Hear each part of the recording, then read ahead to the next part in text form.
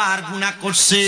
মনে রাখবেন, একবার গুনাহ করছেন মাফ করব আল্লাহ, কিন্তু আপনি এটা গুনার কাম জানার পর আবার এই গুনার কামটা করতেছেন, এটা আর ছোট গুনাহ থাকে না, এটা কবিরা গুনাহ হয়ে যায়।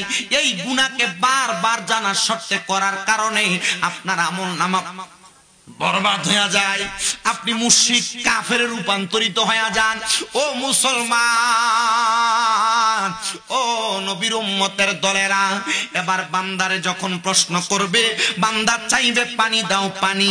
আমরা দুনিয়াতে এক কাঁচের গ্লাসে পানি খাই, স্টিলের গ্লাসে পানি খাই, আমরা কত সুন্দর মেলামাইনের গ্লাসে পানি খাই, আমরা কত সুন্দর প্লাস্টিকের গ্লাসে পানি খাই, কিন্তু জাহান্নামীদেরকে এমন কাঁচের গ্লাসে করে পানি দিবে না। ও মায়ার নবী, কেমনে পানি দিবে আপনার কাছে জানতে চাই। আমার নবী কয়, এদেরকে পানি দিবে কেমনে জানো?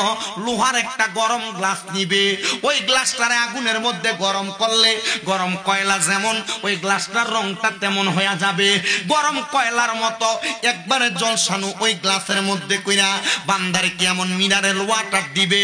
কয় না না না, মিনারেল পানি দিবে না। কেমন পানি দিবে জানো? অন্য জাহান্নামীদেরকে জাহান্নামের আগুনে জ্বালায়া পুরায়া যেই রক্ত পুষগুলা শরীর থেকে গইলা গইলা নিচে পড়ছে, ওই লোহার গরম পাত্রটারে গরম কইরা ওই রক্ত পুষগুলা দিবে। নবীর হাদিস বলে ওই রক্ত পুজের নাম হলো তিনাতুল খাবাল, ওই তিনাতুল খাবাল দিবে।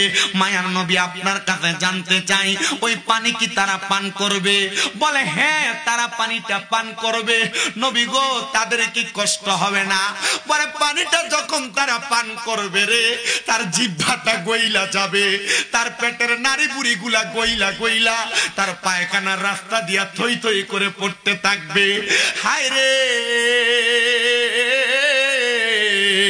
নবীর হাদিস বর্ণনাকারী সাহাবীরা বলে, নবী যখন এই কথাটা বলছে, আমার সামনে 40 জন সাহাবী আমার সামনে মসজিদে নববীতে বেহুশ হয়ে গেছে।